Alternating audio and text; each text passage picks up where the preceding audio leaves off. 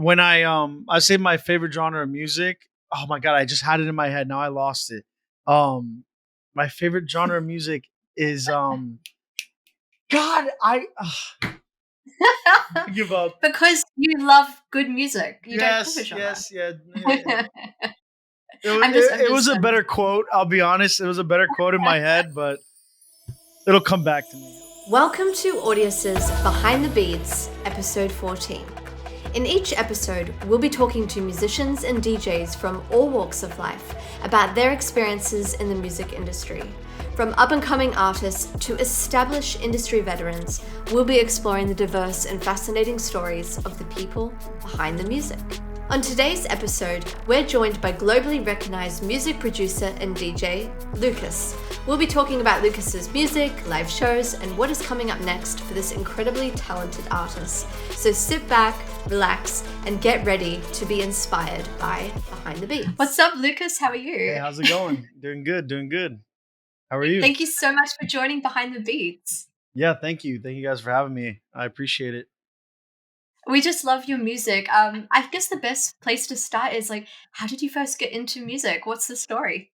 Oh man, it's a long one. Let me try and shorten it a bit. I was 16 in high school. I started racing karts when I was about 9 years old. And that was kind of my sport hobby. I traveled with my dad racing cars around the world. Well, go-karts professionally. And from there, I was about 16 years old. I started DJing. I got a little controller, little tiny controller. It was like this big and I can like DJ on. And I would throw house parties around Miami. And we used to invite like thousands and thousands of kids on Facebook, because back then they didn't have a limit on Facebook of how many people you could invite. So we would invite all of Miami to these house parties, and they would get shut down with like an hour or two. Cops would show up. It would be crazy, like 1,000 kids at a house. Like it was insane. So we would do those every weekend, me and a few friends, and that's how I kind of Wow. got into DJing, and I kind of got into EDM. And that was back when EDM wasn't as cool as it is now. It wasn't as trendy, but it was a lot of fun, and the energy was incredible, and that's what just kind of got me into music, into electronic music in general.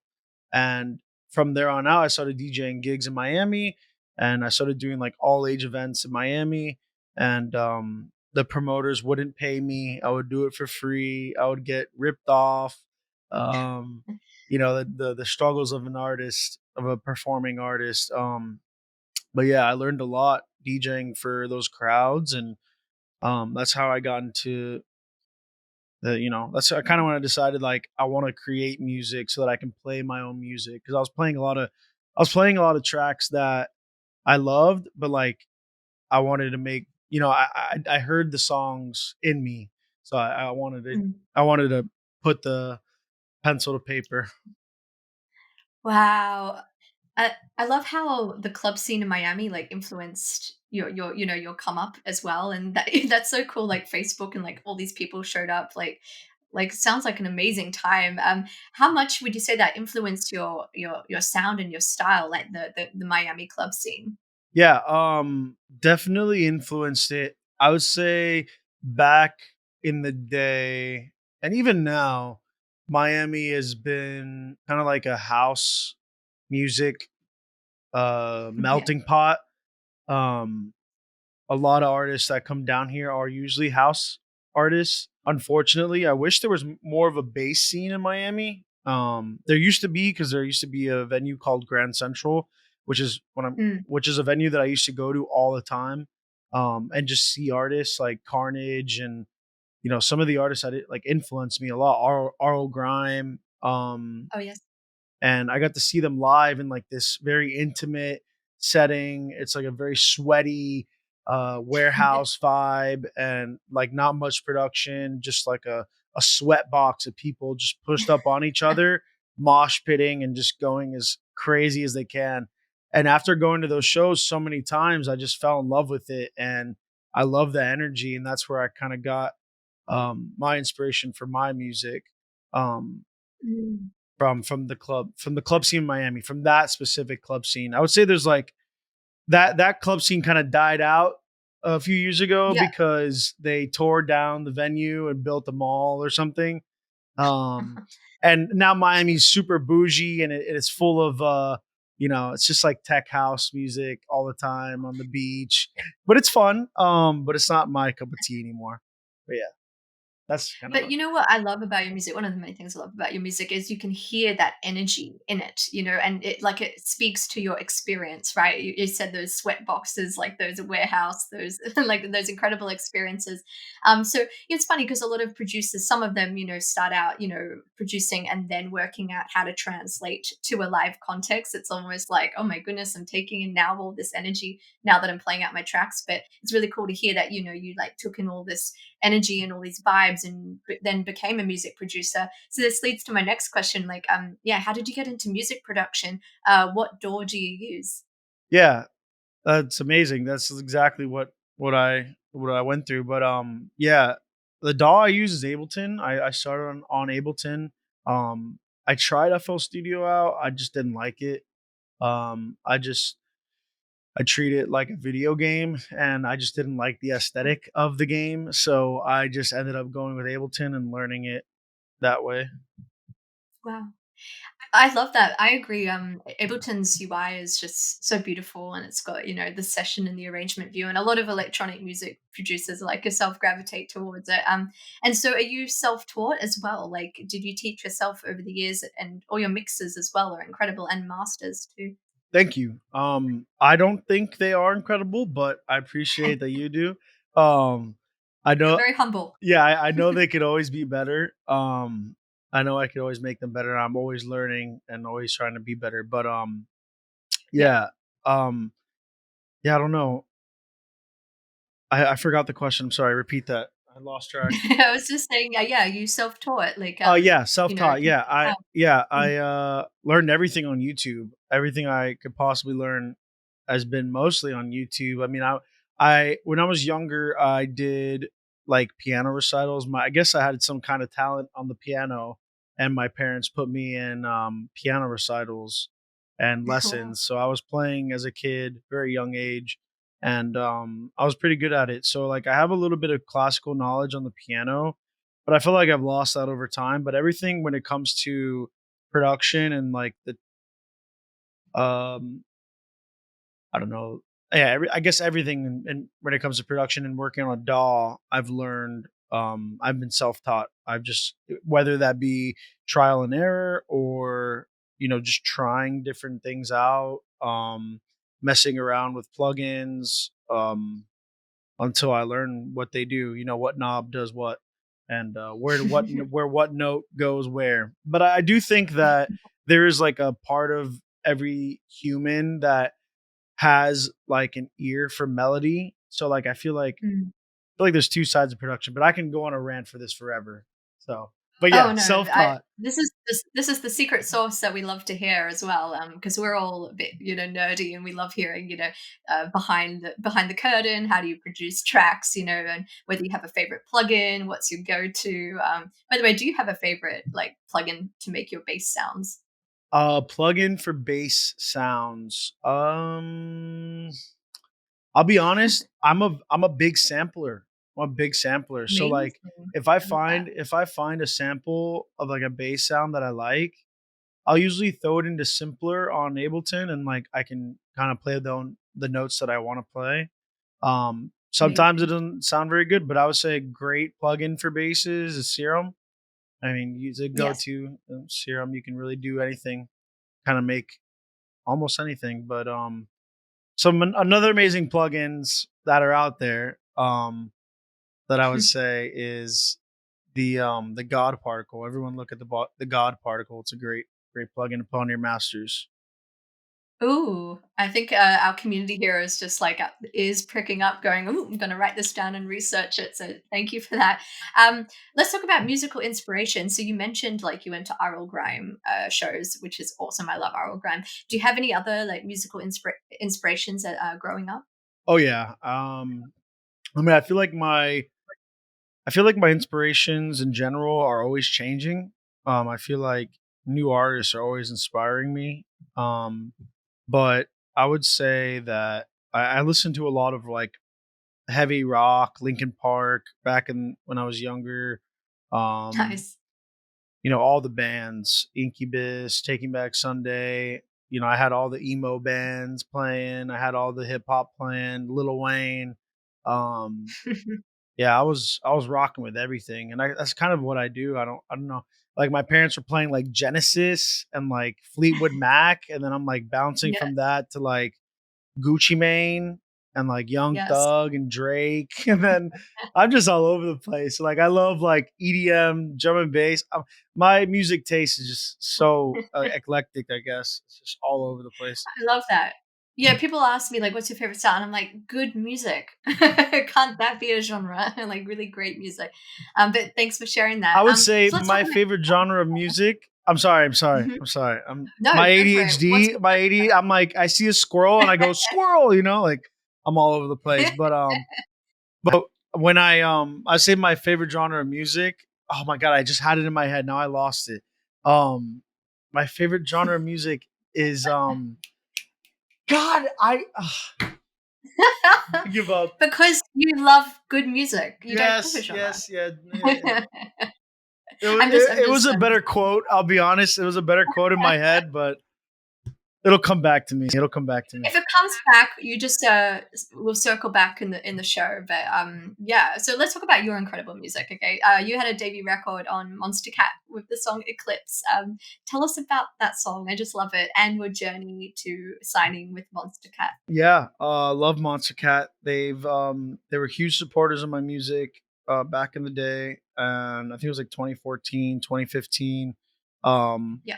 and Eclipse. Oh man, that song was fun to make. I think it was super easy for me to make. It wasn't like a record that I feel like I put my heart and soul into, but it was definitely a fun record to make.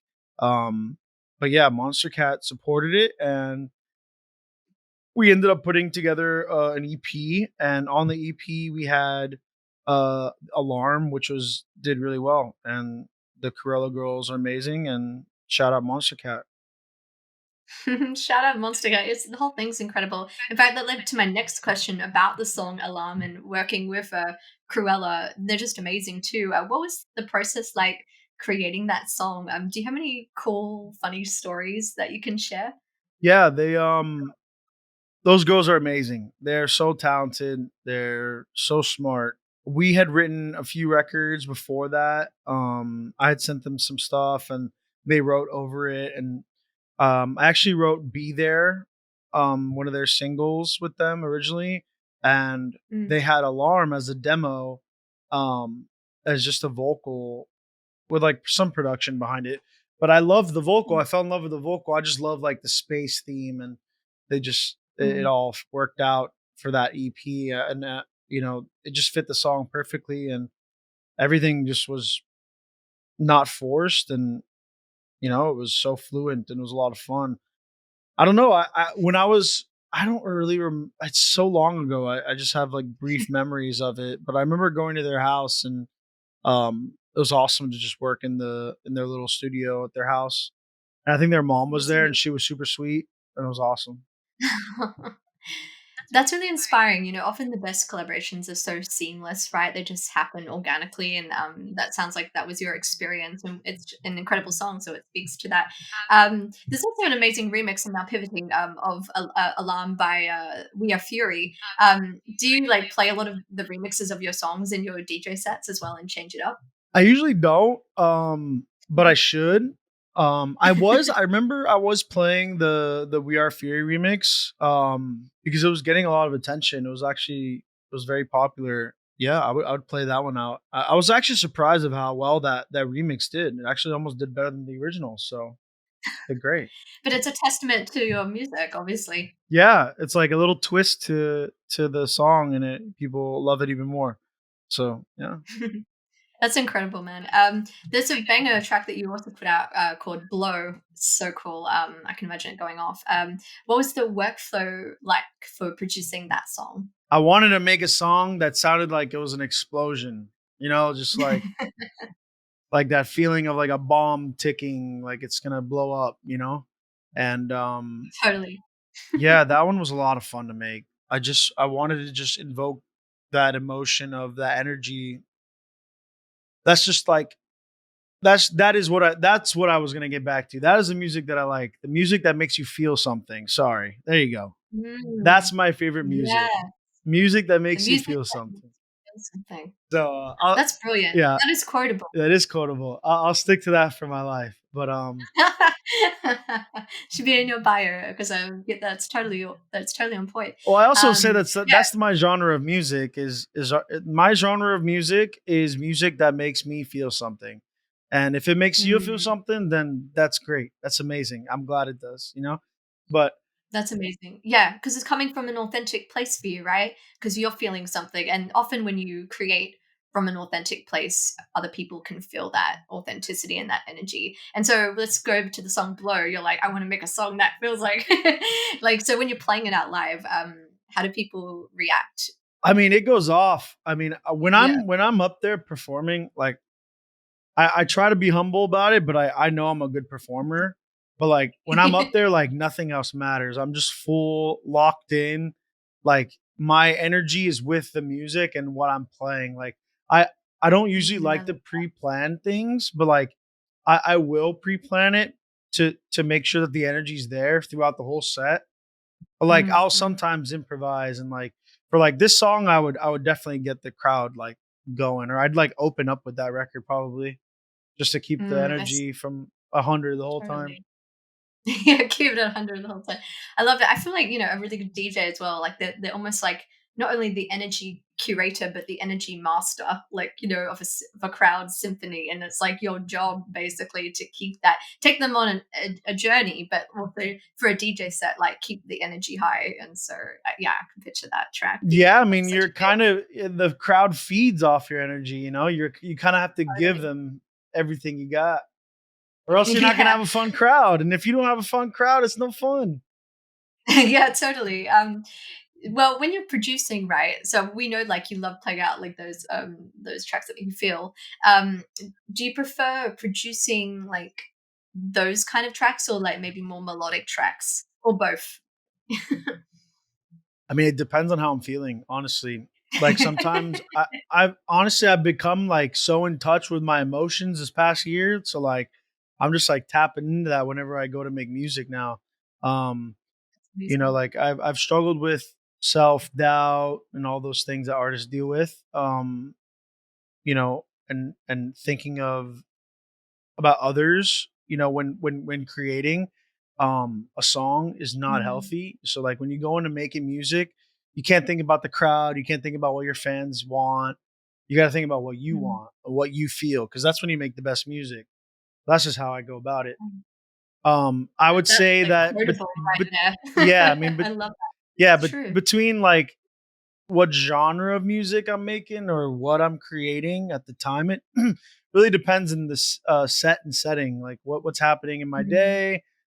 Do I feel like working on something that I want to finish? Like, do I want to start a new idea? Sometimes mm. I got a little window right here, and I'll smoke some weed and I'll just lay down some chords and just start coming up with an idea and maybe it starts with a bass line and that bass line turns into a whole thing. It's like planting a That's seed amazing. and it just grows. Do you prefer creating during a particular time of day? I like during the day. I am Mm. a night owl. I don't sleep. I will go to sleep at like 5 a.m.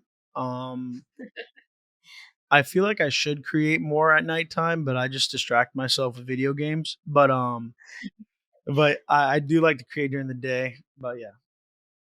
Yeah, cool. No, when you say video games, though, it's almost being a music producer almost feels like a gaming experience. Like you said, it's got to be a nice UI experience like Ableton. So I totally appreciate that. A lot of music producers happen to be gamers as well. Anyway, pivoting now the conversation, let's talk about all the collaborations you've done. Out of all of them, do you have a favorite and why? Ooh. My favorite collaboration. I need to like look through my collaborations, honestly, real quick. It's like, what have I done? Oh man, there's so many fun ones. Game Over was a lot of fun. That's with Crank That. And my buddy Louie from Smile actually recorded the guitar on it. Um, Oh wow. and when we recorded it, it was almost impossible for him to play it uh like play it like record it live at the BPM Right. that we wanted it at, which is like 150 BPM, or it was like Oh 145. wow. So Yeah. we had to slow the track down and then re-record it, and that was a lot of fun. And it came together really Cool. cool. Another one was Deep Breaths, I would say. That was with Mm, Cal. I also worked with the Smile Boys on that record. Um, amazing. we actually recorded a few homies that brought in like saxophones and trumpets, and then we recorded them, and then I chopped up their recording, and then that's how I made the drop. But that was a lot of fun. I love collaborating. I thrive in that. It's like my favorite thing. That's amazing. Like, do you what's your advice for people that are looking to collaborate and maybe they don't have the connections, but like they know that they thrive in that sort of environment? Yeah, it's tough. I would say send out ideas. Like Mm, if you have like a starter idea of a song, and you have this idea that you hear somebody else adding their, emotion twist to it, send it out. Send it. mm. Try it. And you never doesn't I think one of the greatest quotes ever is from ASAP Rocky. He says, when did it become whack to try, you fucking loser? And it's like, yeah, it's true. It's That's so true. good. It's true. That is on point, man. You gotta try. So go out there and try. Send out those ideas, and collaborate with people, even if it's your friends too. Collaborate with your Mm. friends, your family, whatever, whoever. Very sage advice to all our audience community. You got to try. Yep. And they have Rocky's name. So let's talk about the technicalities with mixing and mastering. What advice do you have for upcoming producers that are, mixing and mastering their own records and they want to test it out live, in a club? Yeah, I think with technology now and AI and how things are changing and developing, I think Mm, mixing and mastering and the technical side of production is going to get easier and less hands-on. You're mm, no longer going to need to have a degree in sound engineering to mix and master your records. Um, it's all about, I mm, guess it's going to be more about plugin knowledge. Make sure you know about which plugins work the best, and have the mm. best tech and the best teams and developers behind them. It's very nerdy stuff, but I Uh, mean, you signed up for it if you're a producer. Um, yeah, totally. yeah. Um, but when it comes to referencing your tracks, I really like listen to songs that are similar or that inspire you and that you kind of want to sound like. Um, Mm, and then kind of get your mix to that level of loudness. There's a lot to it. I don't want to get into all of it, because I'm still learning myself. But I would say that like a lot of the AI stuff, plugins will help you get to a good starting mm, point of where your song should sound on a loudness level and quality level. Like mm, Ozone 11 is very good to all the producers out there watching. Um, mm. Shout out Ozone 11 and Neutron, right? Neutron's Right. great. Neutron's great. And the God Particle's great for loudness. Simple loudness Mm, plugin like multi-band dynamics, stuff like that. And then, but I would say reference is always listen to your phone. Listen to the song on the phone. If the bass hits on the phone, it's probably gonna hit on good speakers. Headphones, like shitty headphones. If you have a if you have a pair of shitty headphones, always keep them, or even like the Mm, AirPods. Good to reference mm. those, and your car.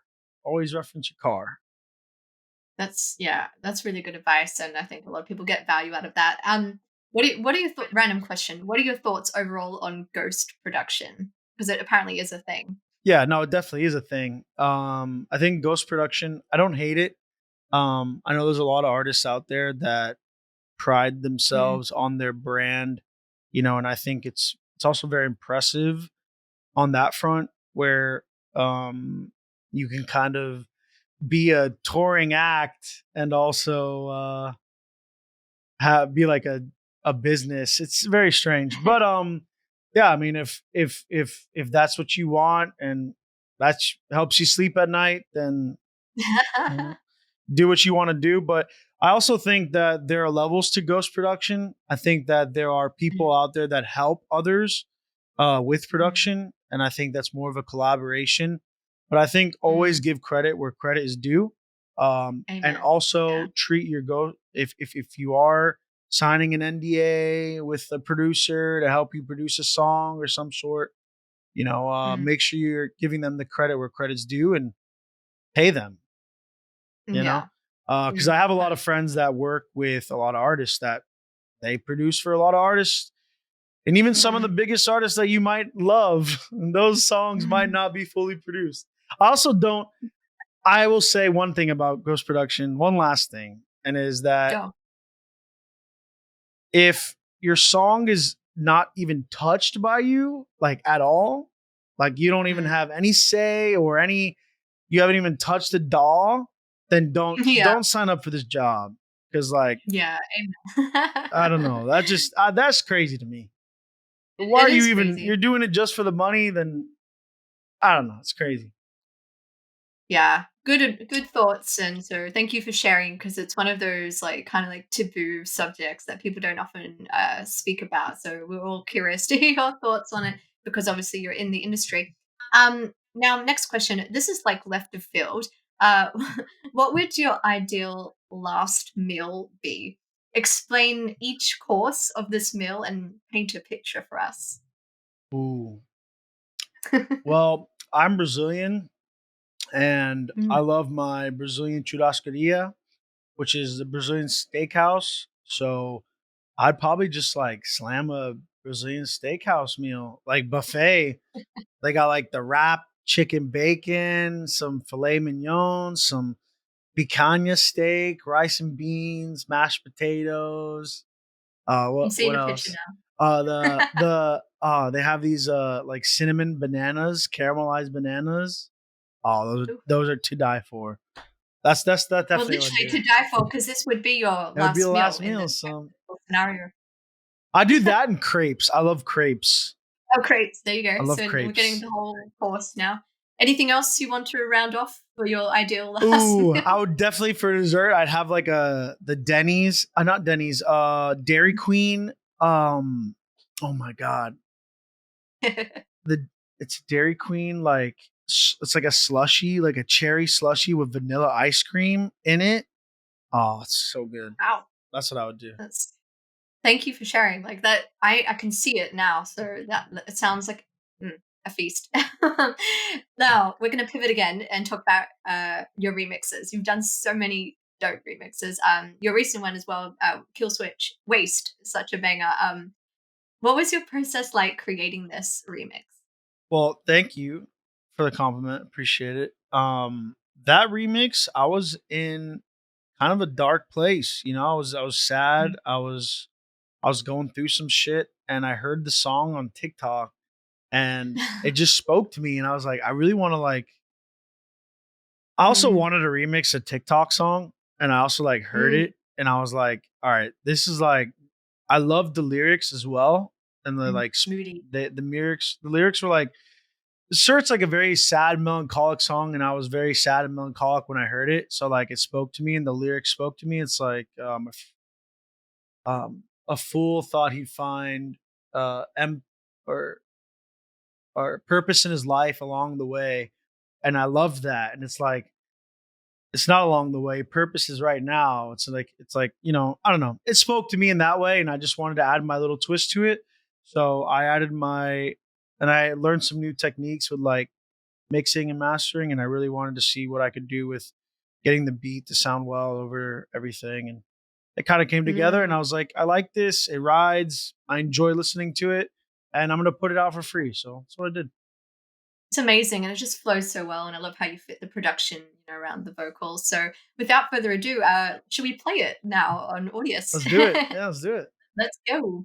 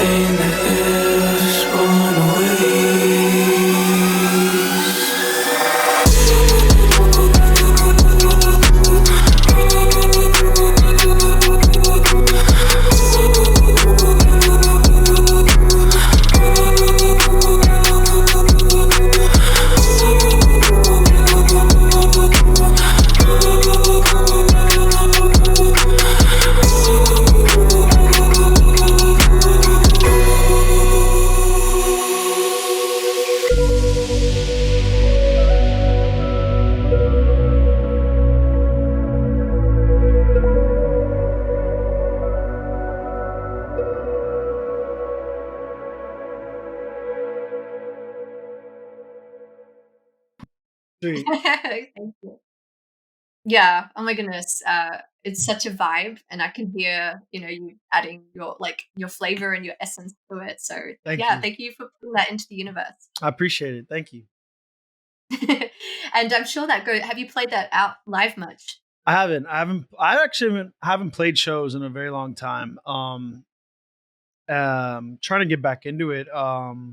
This next year I plan on releasing a bunch of singles. So that's the plan. Mhm. This year was really hard for me, and I got sober, and yeah, I'm just getting my life together and kind of getting back into music again, and feels good.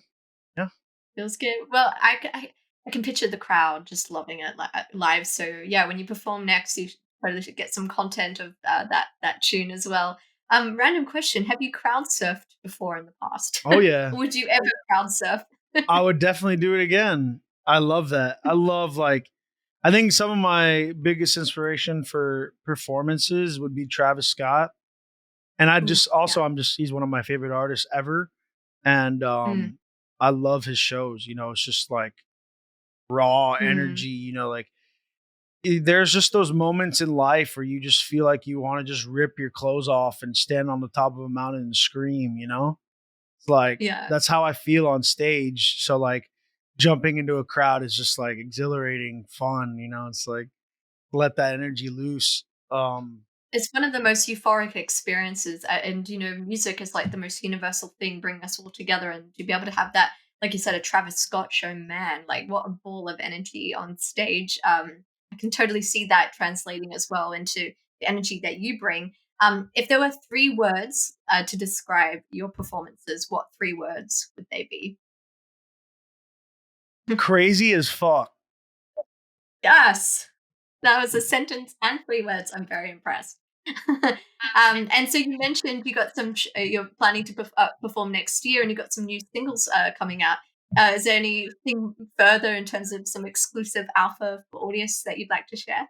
Yeah, actually, I have a song actually I finished last night that I called it Never Stop. So it was called Alive, but then I called it Never Stop because I found my buddy actually sent me this vocal. He just like sang over it. Because I was trying to figure out something to put over the to put on the record. It needed something like either a melody or a vocal or something. And then he sang I Can Never Stop. And I was like, I love that. I don't know why. It's so simple. I was like, I can never stop either. I feel that.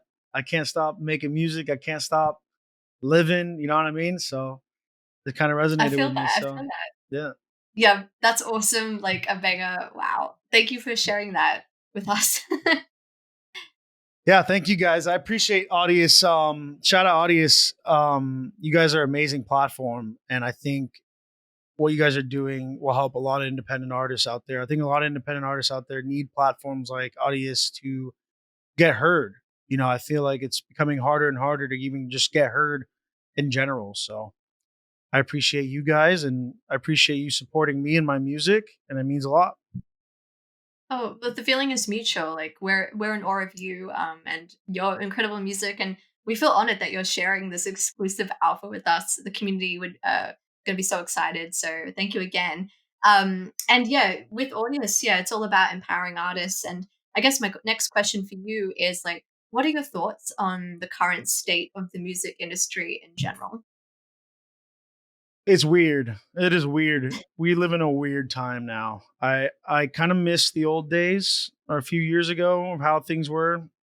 Um, but now with like how technology is moving, I feel like people are just and like how playlisting has become on Spotify and just the amount of money you can make from streams is just going down. It's just I don't know. I'm not a big fan of it right now, but I hope that you know things will get better. And I mean, I definitely know that there's outlets out there for artists to make money off their music, and but I think that Mhm. I think the gatekeeping needs to stop, and all these algorithms like all the gatekeeping of like payment gatekeeping, like it's just so annoying. And like everyone's making all of these like, oh, you got to pay $5 a month if you want to be able to get your song heard. It's like can you guys stop and just let the music be heard? And if the music is good, it'll do well. If it doesn't, it doesn't. People don't like it.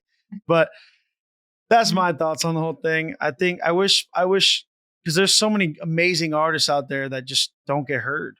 Like, and it's just like Mm. it's so demoralizing because all we want as artists is to be validated.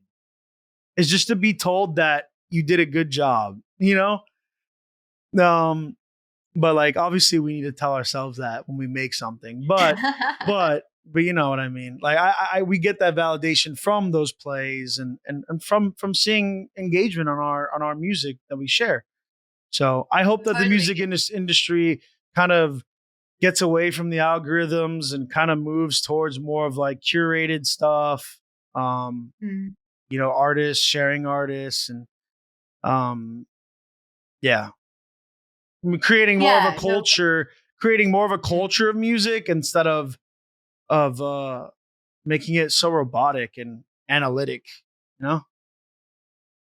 I'm totally with you. And I think what you've kind of surmised, like the zeitgeist of, human creatives right now, especially in the time of AI, right? We're seeing more like algorithmic imitation and, AI music, generative, and even like, streaming for AI songs and all of that. And like it's all impressive, right? But as you said, human artists are putting in their feelings, they're putting in their authenticity, their emotions with the hope that it will be reflected and perceived by the receiver, being the audience. And that's something I believe an AI can't do. I'm not sure what you think about AI. Yeah, I mean, I'm scared because at the end of the day, music is math, and once AI becomes good Mm, enough, it'll just be able to generate chord progressions on melodies on melodies on melodies. Like I see the future in it, and it mm, there's a part of me that's excited for it on the technical side of stuff. Like I would love to just use AI to mix and master my song. I don't care to be a mix and master engineer. I care about ideas. I care about the creative part. I care about like the singing, the songwriting, the arrangement, the feeling, like I'm invoking my own emotions when I create music. So when a robot can't do that, but a robot can generate a million chord progressions that I can possibly pick and choose from. You know what I mean? And stuff like that I think will mm. help artists. But like it'll be scary once like people are using those to generate just like 30-second songs to upload on Spotify to make $1. It's like to make 0.003 cents per play. It's like, dude, what are we generating at this point? We're just generating ad revenue for Spotify. What the fuck are we doing? We're not making music that makes any meaning or like has no Mm, meaning, no emotion. It's just like a loop that's mm. 30 seconds that's generated by a robot. So hopefully it doesn't turn out to be like that. Obviously, Spotify has all the power in the world to control those things and moderate it. So I hope they do that, and I hope that all these platforms do it because obviously the future of music in general is these streaming platforms. Definitely. And I think like with any technology, there's always, the exciting nerdy stuff, right? And then also, the fear associated with it. But I think the fear can be counteracted with the fact that we all share the same universal human experience. And I really, really don't believe that, even if an AI can simulate it, it's not going to quintessentially experience, obviously, the exact same experience as a human, nor can it crowd surf. Nor can it crowd surf. But it would be cool to see like I would love to see like more hologram shows. If they can somehow Mm. develop that, I was thinking about it, I was like, yo, someone needs to develop like a touring act that's a hologram. Like I love Mac Miller. Mac Miller is one of my favorite artists, but he's dead and I can never see him again. You know what I mean? So it's like I got to see him once in my life, thank God. But like I would love to just see him again. So like hopefully technology gets good enough so I can go to a Mac Miller concert again. Exactly. That's a lovely benign outcome. So yeah, speaking of like fun stuff, we're gonna now approach segment 3 of the show, which is more like rapid fire round of questions, followed by then some golden nugget advice. So are you ready for the rapid fire round? I'm ready. Let's do it. All right. Hip hop or heavy metal? Hip hop. Time travel to the past or time travel to the future? Ooh. Ah, future. Nice. Hardware synths or software synths? Hardware. It's always hardware. Good choice. Augmented reality or virtual reality? Oh, I like augmented. Mm. Pretty cool. Okay, this is a good one for you. AI holograms or autonomous robots?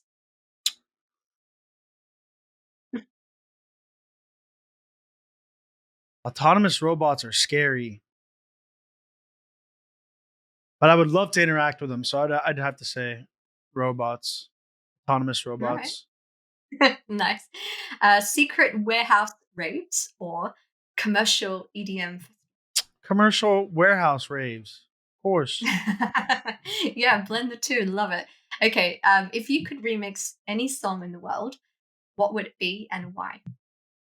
I can mix. Wait, sorry. If I can say it again. If you could remix any song throughout history, present, future, what would it be and why?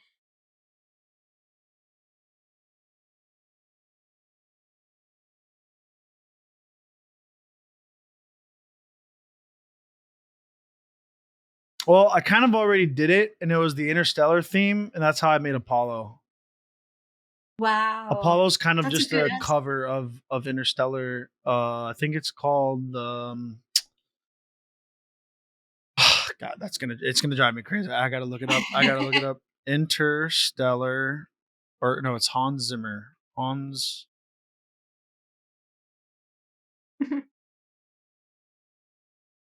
Cornfield Chase.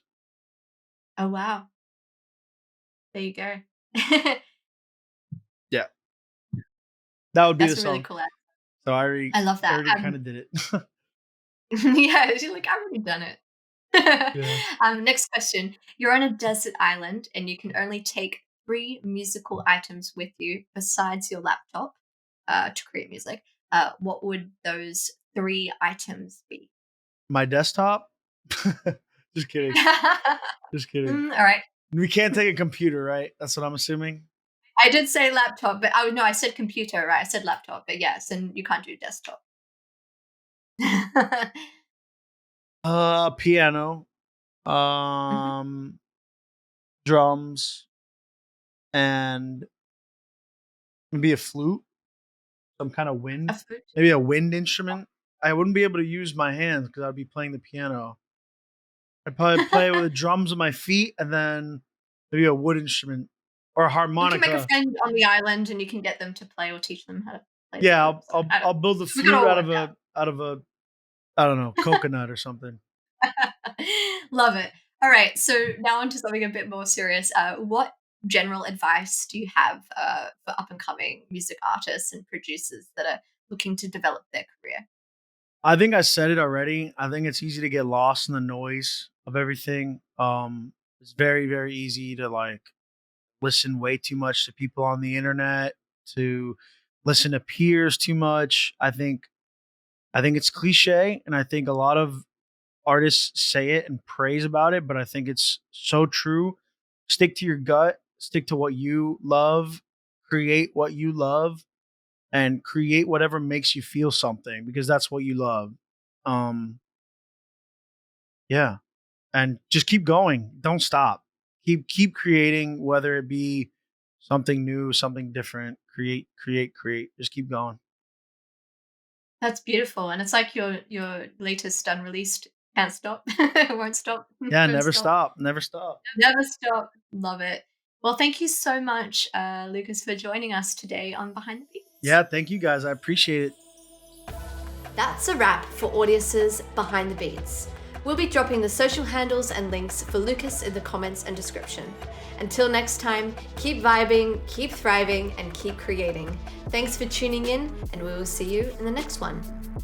Behind the Beats is a production of Audius Music. This episode was hosted by me, Sam McFly, with editing by Julian Blythe and production assistance from Sierra Graves. Our executive producers are Julian Baker and Michael Cullen. Theme music by Caption.